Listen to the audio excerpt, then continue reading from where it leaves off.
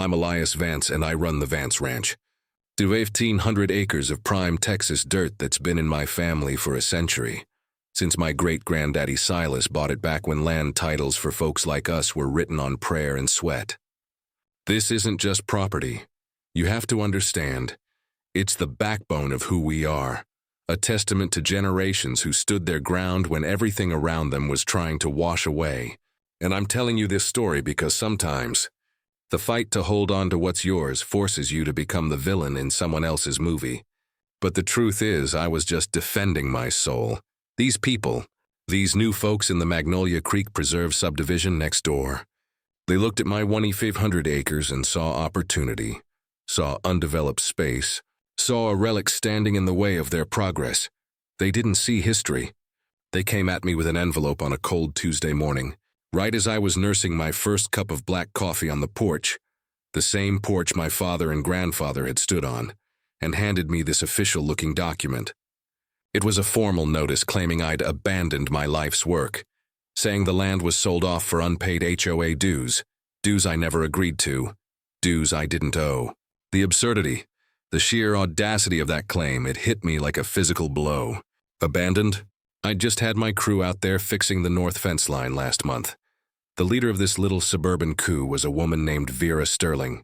Imagine perfect blonde hair, tailored clothes, and an iron control so tight you could practically hear it creak. She was the HOA president, the kind of person who weaponizes zoning ordinances and perceived community consensus to get what she wants. She saw me, the rancher, as a bump in the road to her perfect paved future. That morning after I calmed down, I called the county clerk, Lila Jenkins. She's been there 30 years, seen everything. She confirmed the sale was filed.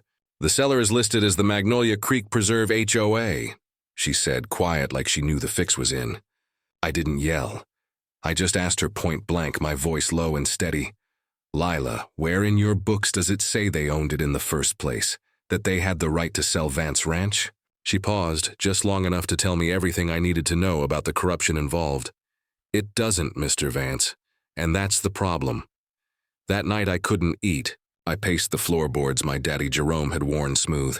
The land felt cold, like a stranger was walking over my grave. It wasn't just dirt they stole.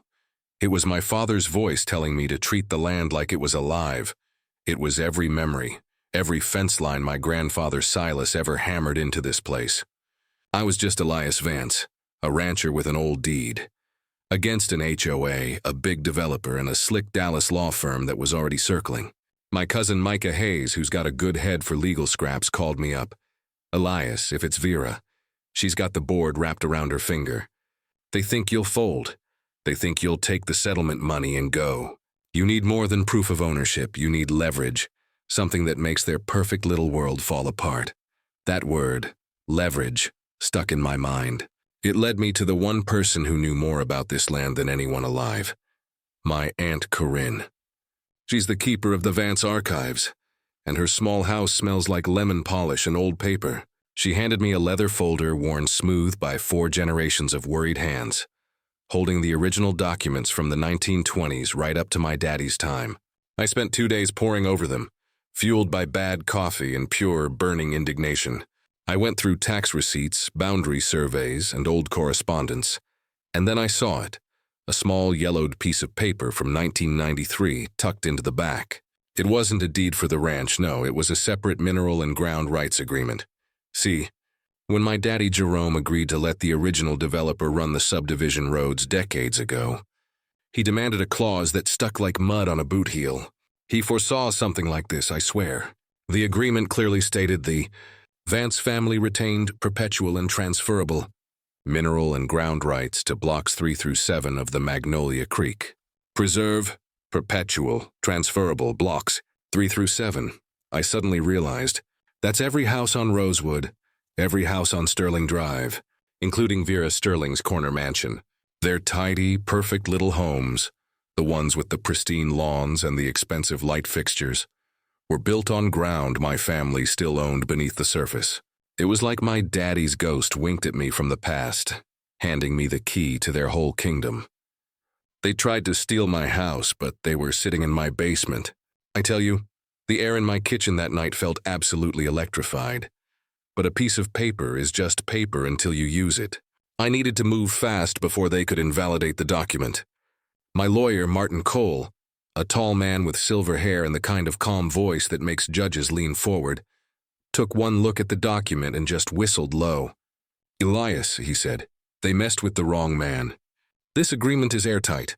The minute they filed that fraudulent sale against you, they showed bad faith. We hit them with both barrels.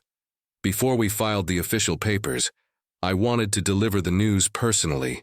I parked my old Ford truck right in front of Vera Sterling's manicured lawn one Friday evening. She opened the door, sipping a crystal glass of Chardonnay, looking like she was about to ask me if I was the new pool cleaner. "Elias," she clipped, her tone dripping with disdain. "I wasn't expecting you. This is highly unprofessional." I didn't flinch.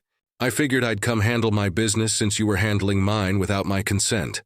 I took the certified copy of that 1993 agreement, folded crisp and clean, and put it right into her hand. She scanned it, her eyes flicking back and forth. And for the first time, her poise, that iron control, it cracked just enough for me to see the raw, desperate fear underneath. "This is a technicality," she hissed, her voice low and dangerous, trying to regain control. "A loophole. And you know it has nothing to do with your ranch." "It's the law, Vera," I said, leaning closer, my voice flat, holding her gaze. "And if you don't immediately reverse the fraudulent sale of my ranch, I'm going to start exercising my rights as your landlord. Evictions, rent demands, whatever it takes to remind you and everyone in blocks 3 through 7 who you're standing on." Her gaze hardened back to ice. "You're bluffing. You'd risk destroying a community over a grudge." I just smiled. "You made that choice for me, Vera. You filed a lie. You'll find out soon enough that the truth hits harder." That meeting was the shot heard round Delta County. The very next morning, Martin Cole filed 2 motions. First, the petition to void the sale of the 2,500 acres. Second, the landlord action. That was the kicker. Martin sent formal demands for rent to every single homeowner in blocks 3 through 7, backdated 3 months. It wasn't an eviction yet, but it was a declaration of war, demanding negotiations within 30 days or legal proceedings would begin. We hit the pocketbook, and suddenly everyone remembered what justice was. The neighborhood exploded. The pressure was immense. My friend Eleanor Tate called me up practically screaming, "They're holding an emergency board meeting, Elias. They're all passing around copies of the rent demand. Panicking. You hit them where it hurts, you genius." Simultaneously, the story hit the front page of the Delta Ledger. The headline, written by the sharp reporter Elena Vargas, was everything I could have hoped for. "Rancher fights HOA land grab, becomes legal landlord to dozens of homes." The story was everywhere, on local news, on social media, turning me overnight from a stubborn rancher into a symbol of resistance. 3 days later, the board met, and the vote was unanimous. Vera Sterling was removed from the board. Her partner in crime, Hank Stroud, was quick to follow, citing personal reasons. The architect of the theft was cast out by the very community she tried to manipulate, betrayed by the paper she thought meant power. The developer's high-paid Dallas lawyers tried to file a huge settlement offer, a buyout check that would have set me up for life. But I refused it flat out. "I'm not here for a check," I told Martin. "I want the land and I want accountability." The new shell-shocked board called Martin, begging for a final settlement. They offered a formal written apology for the record, acknowledging my perpetual, unchallengeable rights to the 2,500 acres and the underground rights to their blocks. In return, I would drop the landlord action against the homeowners who signed an acknowledgement of my rights. Martin looked at me, serious as a heart attack. "This deal puts your land back in your name, your rights in writing, and them in your debt. The rest you can win in reputation." I thought about it overnight. My daddy always taught me, you need to know when a fight is won.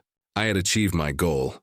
I got my land back, secured my family's legacy for the next century, and put the fear of God and the law into a whole bunch of folks who needed it. I didn't need revenge.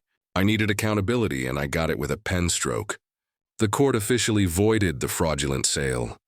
The fight changed me, and it changed the neighborhood too. Now, when I drive past the sign for Magnolia Creek Preserve, I don't see enemies. I see a quiet reminder that part of my family's legacy, my grandfather Silas's grit, still runs deep beneath their polished lawns and paved driveways. It's not about being smug. It's about the balance being restored. I started getting letters from people across the state who were victims of similar HOA abuses or land grabs. It reminded me that this wasn't just my fight. A few of the homeowners, folks like Stan Keller from Block 5, even came by the ranch to buy beef and quietly apologize. They said they felt blindsided by Vera. I told them they were just victims of their own leadership, and that was the end of it. You see, power only works if people are too scared, too busy, or too tired to stand up. These developers, these entitled boards, they count on you rolling over. But if you hold the line, if you dig into those old files like I did, you just might find the hammer you need. It might be legal jargon, it might be history, but it's always there, waiting for someone stubborn enough to use it. So, I gotta ask you, what do you think? Was I right to pursue the landlord action against the homeowners, who were, after all, just misled? Or was that the necessary evil to get the attention of the HOA and the developer? Let me know your thoughts in the comments. And if you've got something worth protecting, your land, your name, your principles, don't you dare wait for someone else to defend it. Stand up, speak out, and make sure it stays yours. Don't forget to subscribe, and I'll catch you next time.